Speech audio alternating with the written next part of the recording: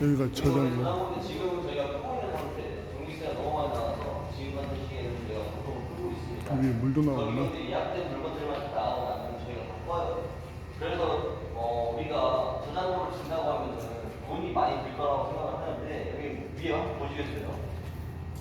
위에 보시면 여기가 원래 어떤 곳이냐면 그냥 일반 하우스였어요. 일반 하우스.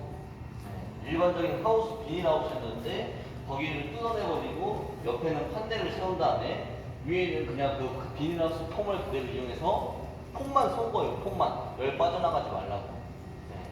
우리 예를 들어서 식물 창고 같은데 냉동 창고 가면은 이런 식으로 절대 안 돼 있습니다. 콘크리트로 되어 있고 열기가 절대 안 들어오게끔 되어 있는데 우리가 이렇게 해놓은 이유가 뭐냐?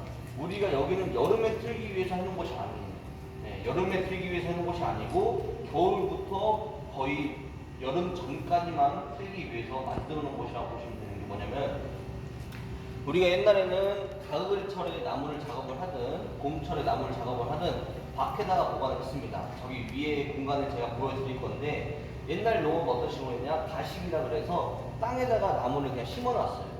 땅에다가 그냥 가식 그냥 일단 그냥 뭐 대략적으로 심어놓는다 뭐 그런 뜻인데 가식을 해놔서 나무를 그냥 보관하는 용도로만 사용을 했었습니다. 그러니까 어떻게 되냐? 밖에 온도가 어때요? 일정한가요? 일정하지 않죠. 어떤 때는 겨울인데도 영상 뭐 4, 5도 올라올 때도 있고 그 다음날은 저녁 되니까 영하 15도로 확 떨어지고 이런 경우가 있는데 사람도 계속 추운 데만 뭐 여기 있는 우리 혈기왕성한 남자들 우리 이 추운 날 겨울에도 반팔만 입고 돌아다니는 감기 안 걸리잖아요. 맞죠? 네. 그럴 것 같은데 그렇게 겨울철에 반팔만 입고 있다가도 갑자기 따뜻한 데로 들어간다든지 아니 따뜻한 데 있었는데 갑자기 추운 데로 나온다든지 그럼 감기가 걸립니다.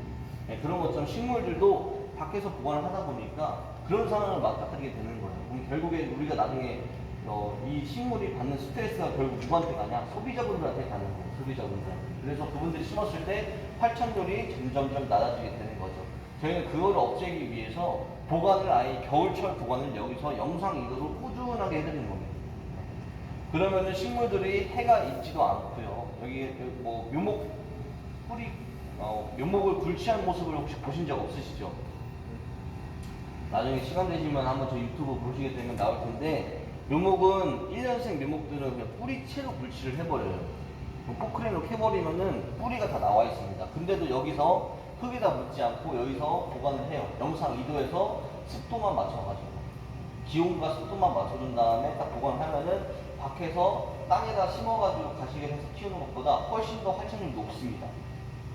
그래서 그런 좀 노하우를 저희가 사용을 한 곳이고 여기 칸이 이렇게 나눠져 있는 곳은 이유는 저희가 유실수를 또 한다고 그랬잖아요. 유실수, 복숭아의 종류가 혹시 몇 가지인지 아시는 분 있어요? 복숭아. 글쎄요. 복숭아만 하더라도 우리가 어떻게 보면 우리 전남대학교 학생들이 왔지만은 이 안에는 이제 여성분과 남성분으로 나뉘고 그 남성분 안에서도 뭐 성별로 나뉘고 지역별로 나뉘고 하는 것처럼 우리 유실수에도 굉장히 많은 종류가 나왔어요. 여러분들은 그냥 부모님이 예를 들어서 과일을 깎아주신다 하면은 뭐 복숭아 100도 뭐 딱복, 물복 뭐 하잖아요. 근데 우리가 딱복이라고 하면 100도고 물복이라고 하면 황도예요. 근데 그 안에 황도 안에도 우리나라에서 유통되고 있는 품종이 몇백 가지가 있습니다. 저 같은 경우는 딱 먹어보면 이건 뭐구나 이렇게 하진 못하지만 대충은 알죠. 그래서 그런 식으로 품종이 굉장히 많은데 블루베리 좋아하세요? 블루베리? 블루베리 같은 것도 우리나라에서만 몇백 가지, 전 세계 합치면 몇천 가지의 품종이 있습니다. 그런 것처럼 굉장히 다양한 건데 우리 농민분들에게는 그 품종이 굉장히 중요해요.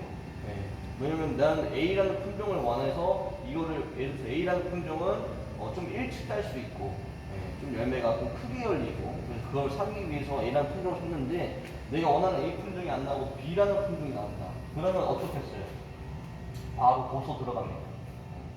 바로 고소 들어가고 법정상까지 가는데 그런 것들을 좀 막기 위해서 저희는 칸으로 나눠가지고 품종별로 보관을 하는 것이죠. 여기서 여기 보관을 하면서 농민분들에게 최대한 섞인 품종이 가지 않도록 노력을 하기 위해서 하고 있는 곳이다 라고 생각하시면 됩니다. 이 팔레트는 왜 있는 걸까요? 팔레트는 아무래도 이제 아까 말씀드렸던 것처럼 묘목을 뿌리채로 불치해서 놓는다고 했잖아요. 근데 물을 주게 되면 밑에는 물이 고이게 되겠죠. 그러면 우리가 예를 들어서 장화를 신고 있었는데 장화 신고 작업 많이 해보셨어요? 학교에서? 아직 못 해보셨죠? 있으면 많이 하죠? 그래야 되겠죠? 네, 작업을 많이 해야 되는데 예를 들어서 장화를 신고 있었는데 내가 작업을 하다 보니까 장화에 물이 들어온지도 모르고 작업을 했어요. 물이 꽉 차 있는 채로 있다가 집에 가서 장화를 딱 벗었어요. 그럼 발이 어떻게 됐죠?